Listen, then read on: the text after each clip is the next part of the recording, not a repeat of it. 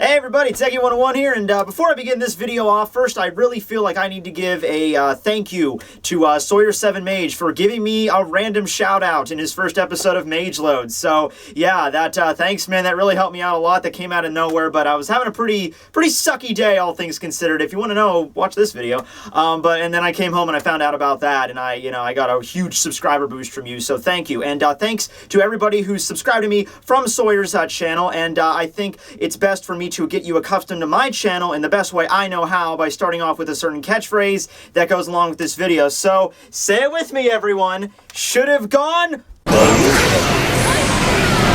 don't worry if you didn't catch on. You'll get the hang of it eventually. Oh, by the way, this isn't my real Zanpakuto. No, this is just a Shinsei Wakizashi I bought at the fair for 10 bucks. No, my real Zanpakuto was stolen by the negative version of myself who's using it for unspecified means, who also turns out to be the altered version of Smart Tekking, which is one of the 6 alter egos of my personality that just hang around and show up in my videos occasionally. Welcome to my channel! Have a fun time!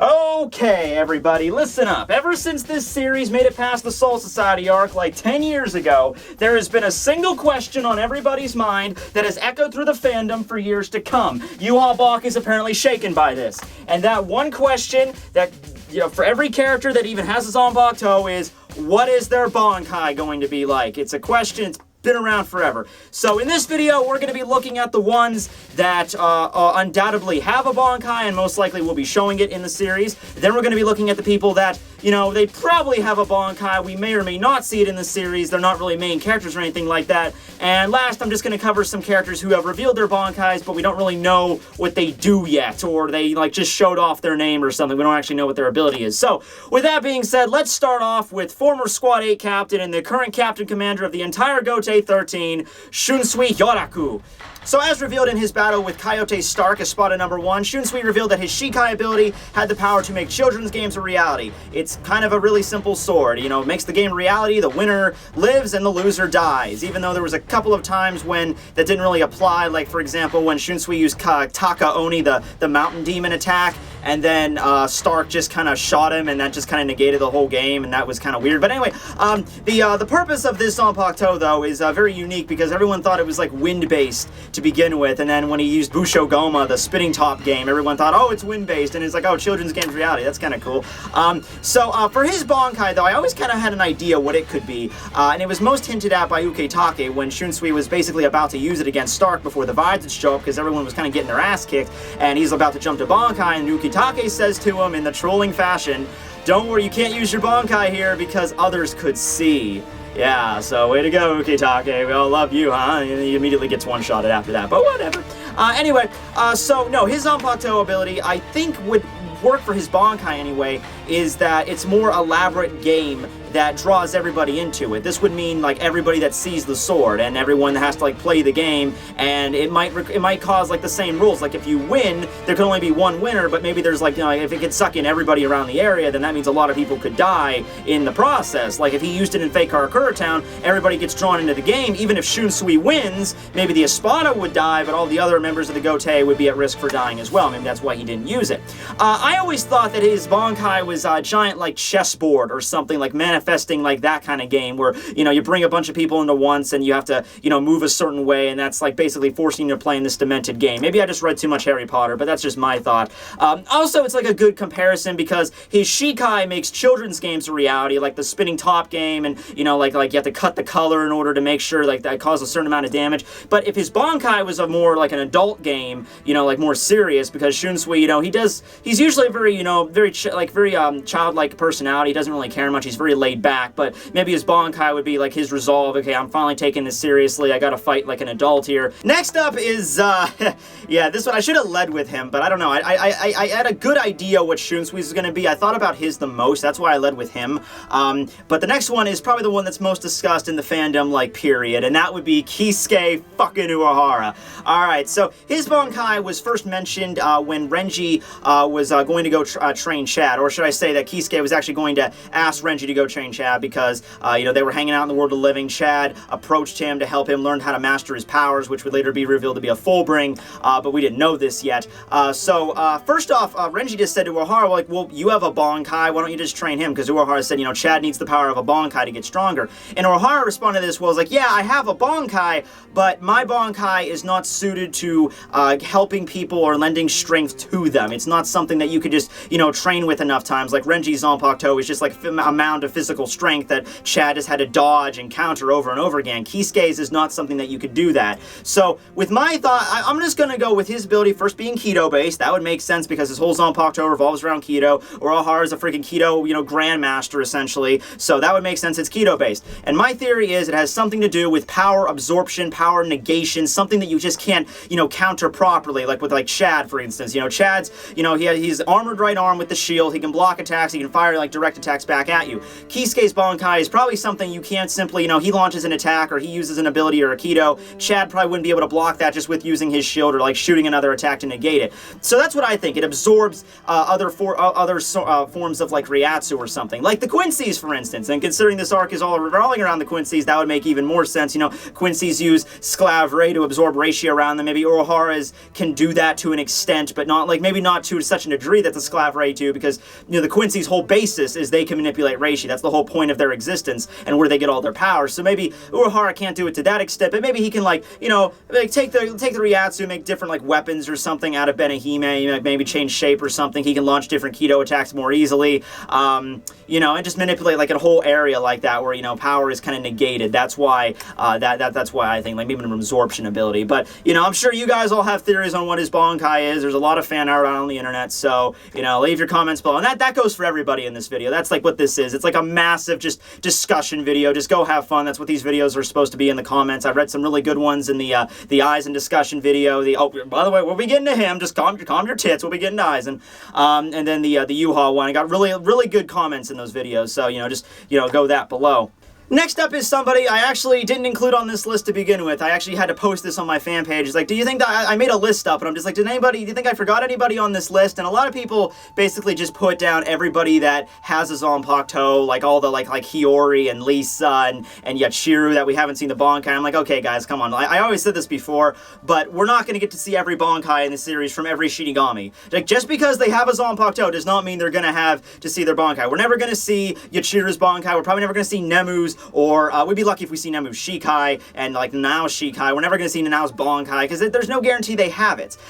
So we're only going down captain class people here. And with that being said, let's move on to Isshin Shiba, Ichigo's father. And oh, by the way, Ichigo we're not covering. I already did a whole video about that on his new powers. So if you want to, you know, I didn't even really elaborate on his new Bankai because I'm not getting involved in that. That's just too much speculation. That's basically like wandering around a black room and, you know, trying to find something you've never been in this room before, and you're trying to find something, and you're just going to be walking around in circles for hours on end because there's no way I can have any idea what his Bankai is going to be, what it's going to look like, what new abilities he's going to have. So just no Ichigo, sorry, rejected. But as for Isshin, we have a little bit of elaboration on his Bankai here. Whenever he was cut by Aizen about 20 years ago during the flashback with Masaki, the Everything But the Rain flashback, he was cut in the back by Aizen, and then Aizen said something to the akin of he won't be able to use his Bankai now because of that injury. Like, his injury will directly detriment his ability to use his Bankai, and Isshin even stated this, like, I probably can't use Bankai in this state. So his Zanpakuto is Engetsu, and it has the ability to manipulate fire, which is pretty cool because we haven't really got a good fire-based Zanpakuto. I mean, aside from him, I was talking about that because, you know, we had Toshiro that can use ice, but we also have Rukia that can use ice. So there's more than, you know, more than one person that can use this ability in different ways. And maybe Isshin is a fire type, but he can't manipulate the same to the same extent that Yamaji could, because Yamamoto could basically do anything he wanted with fire, and basically anyway, he can atomize things using the fire, using the heat. But with Isshin, we have a different way. The way he uses Engetsu is, you know, we didn't really elaborate on that much, but he can use Getsuga Tensho. He can like shoot it out like a fire wave, I guess. As well as that, he also used a really weird ability that nobody really touched upon ever since he used it, and that's whenever he was fighting against Aizen, not Aizen, but when he was fighting against Shiro, the Hollow, White, the Hollow, he was bleeding. He took his blood and he kind of like I don't know, like licked his blood or something, or like breathed into it, and then the fire erupted from his blood. blood. And that gave me an idea, like maybe the fire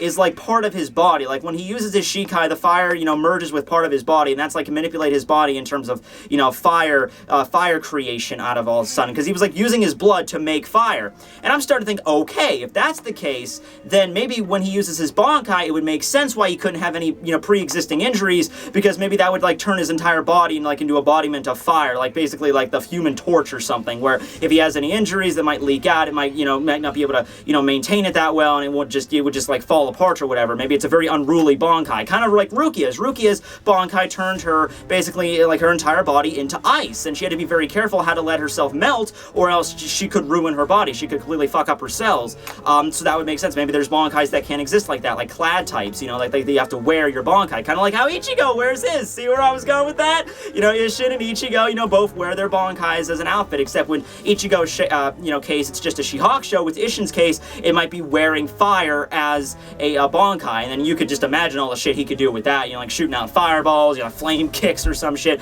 Maybe his actual sword will just like disappear and he just, fights like the Human Torch essentially. But that's a pretty cool idea. That's my thought anyway. And next up for this list, and I was debating where to put this guy. I didn't know where to put him in like the list of the people that have a Bankai that we haven't seen yet, list of people that may have a Bankai that we haven't seen yet, but I find it really... If Kubo does not reveal this guy's Bankai by the end of the series, I will be surprised. I will be very stunned. And it's not Kenpachi. I didn't put Kenpachi on this list because we got to know what Nozarashi is. I think that's good enough for us. I don't think we're going to get to see his Bankai. But the guy I'm talking about here is the lieutenant of Squad 9, Shuhei Hisagi.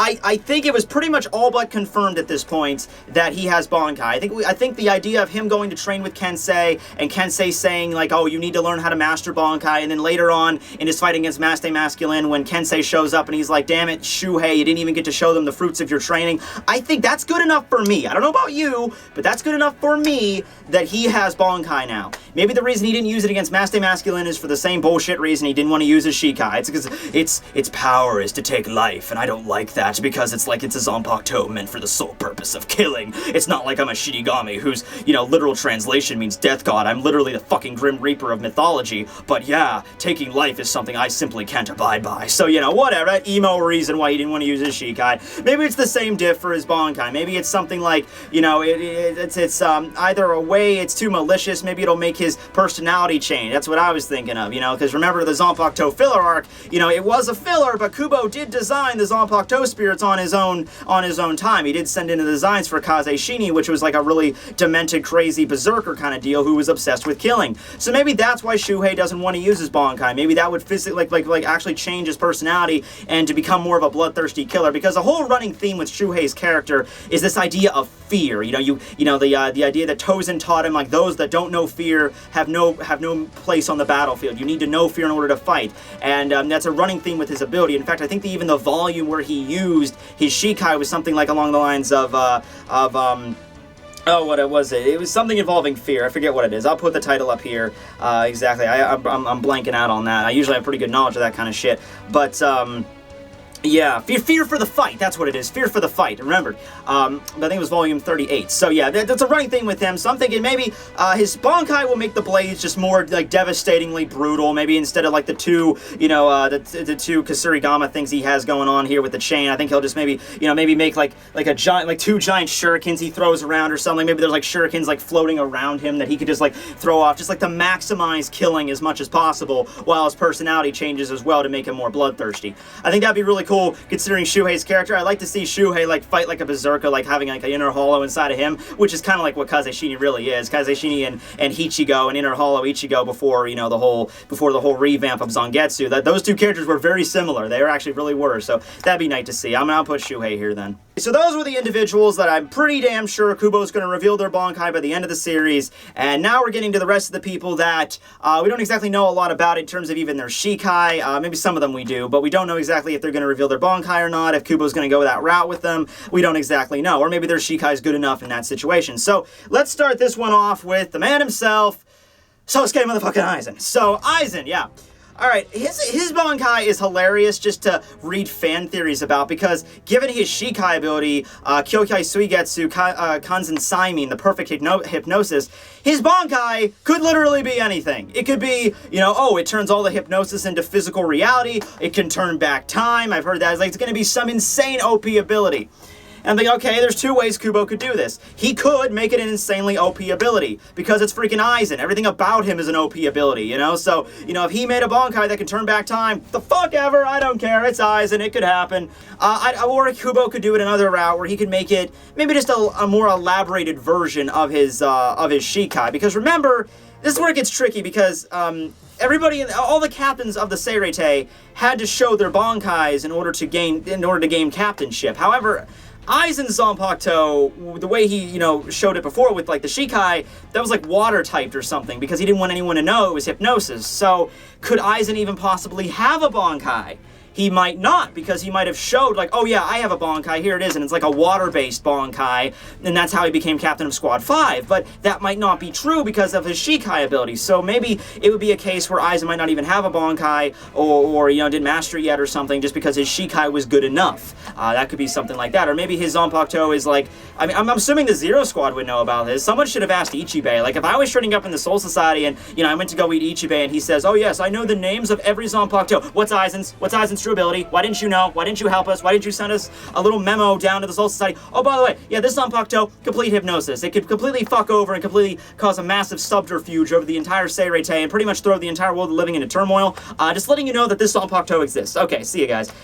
That's all I'm asking for. That's all I'm asking for. But, you know, I don't know. Personally, I like to think of the idea that, you know, he turns hypnosis, whatever he made into hypnosis, into a reality. Like, so he said, you know, I can make a fly appear to be a dragon. With his Bankai, the fly literally becomes a dragon. So, yeah, maybe that's it. Or maybe it can only happen through, like, a brief span of time. Like, in an instant, all the hypnosis become reality or something like that. That would actually be calling back a lot more to Tsukishima's ability. And, we don't need to know that. We don't need any more Tsukishima. Tsukishima doesn't need to be in the rest of the series.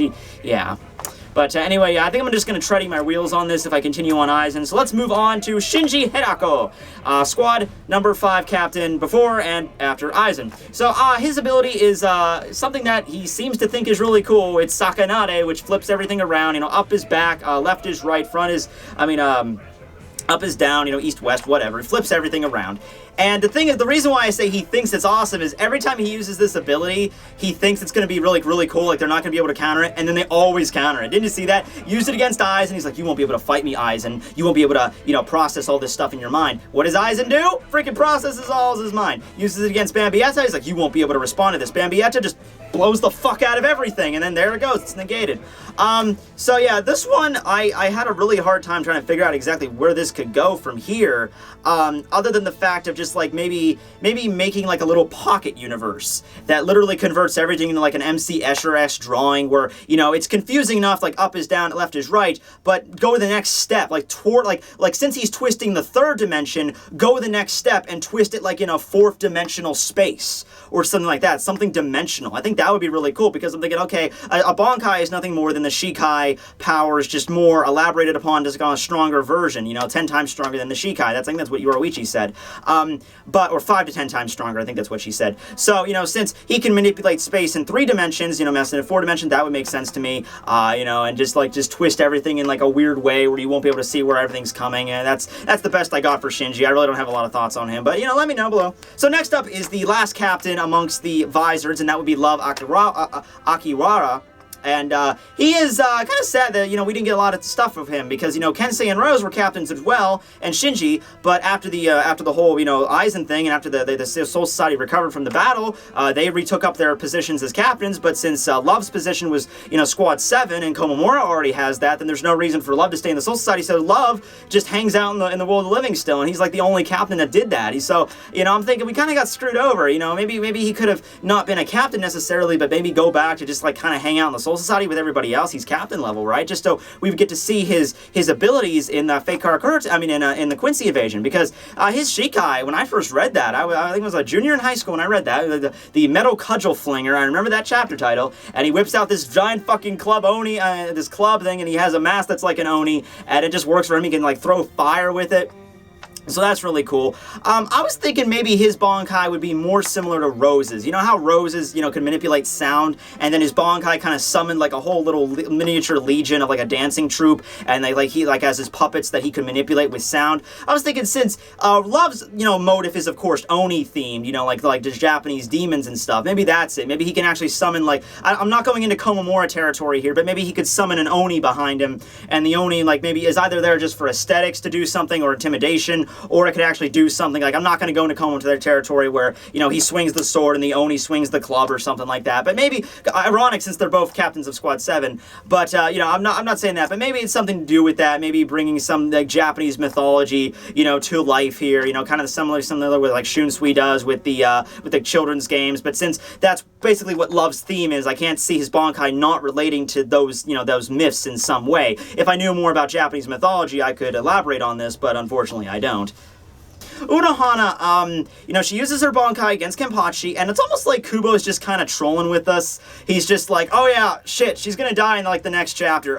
Here's your Bankai. Actually, no, I think she died in the same chapter. She revealed her Bankai. So she uses her Bankai and makes her entire sword turn into goop, and around her just this viscous substance. We don't know if it's blood. We don't know if it's like Asnod's a different fear goo. It's a different substance that manipulates her sword. I always thought it was acid. Personally, her Bankai is an acid type that, just dissolves everything. Would make sense given Minazuki, heals everybody, and then Shikai with this, remember, in Minazuki's stomach, there's, healing juices. He's, absorb all the heavic juices. But maybe with the Bankai, that makes it turn, like stomach acid. It turns it, acidic, you can't touch it without dissolving or some shit like that. It would make sense, given how Unohana, I always figured, before Minazuki's Bankai was shown, I thought her Bankai was going to be, a disease-based or something, her Shikai's all about healing, her Bankai is all about killing or causing disease or famine or pestilence or some shit. So that's my idea for her. It's going to be an acid-based one, and we just didn't see it because Kenpachi killed her before she had a chance to do anything. There's been theories that Unohana passed on her Bankai to Kenpachi to carry on her legacy. I don't think it works like that. We might get maybe a flashback. I think that's the best we could hope for with Unohana. Or maybe this is kind of going, but maybe Giselle could resurrect her. That'd be cool. I would like that. I'd really like to see that, resurrecting Unohana to see what her Bankai could do. But yeah, I don't know if we're going to go in that direction with it. I don't even know if Giselle would be able to find Unohana's corpse, or, what Kenpachi did with her corpse after he killed her. I would assume he, put her to, buried her, properly, or maybe just, incinerated her corpse, whatever she would want. But, yeah, that's Unohana. But, aside from that, I think I covered everybody, I was going to cover here. I was thinking about doing Tessai, Uruhara's assistant, former captain of the Keto Corps, but, he's Keto Corps. If he uses anything, it's going to be Keto. I don't even know where he's at right now. I could do the Zero Squad members, but aside from Korinji, we don't even know what their Shikai is. So I think that would be vastly over complicating things by introducing their Bankais. And in Korinji, we don't even know what his Shikai can literally do yet. It's light-based, but that's it. We don't know what its actual power is, so we can't really think about what that is. But, just aside from that, comments below, big freaking video, I know, but, it's an age-old question in Bleach. Who's, the who's who of Bankai? It's a big deal, so I decided to finally cave in and talk about it. I should have had Bankai 922 on this one. I should have asked him to do, he's like, hey, I'm doing a video on Bankais, and then he, cuts the Bankai, and he's just like, wait, what? And then just that's whatever. But anyway, hope you guys enjoyed. Thank you for the shout-outs to Sawyer7Mage. Thanks for everybody who's coming over to Sawyer's channel. This video wasn't that edit-heavy, wasn't as, usually what I do, because these are just the discussion videos, but stay tuned for the reviews. If you've seen any of the reviews on my channel, I'm not begging here, please don't unsub me, but stick for the reviews, because the reviews is where I really have a lot of fun. So yeah, I hope you guys enjoyed. Tekking101 signing out!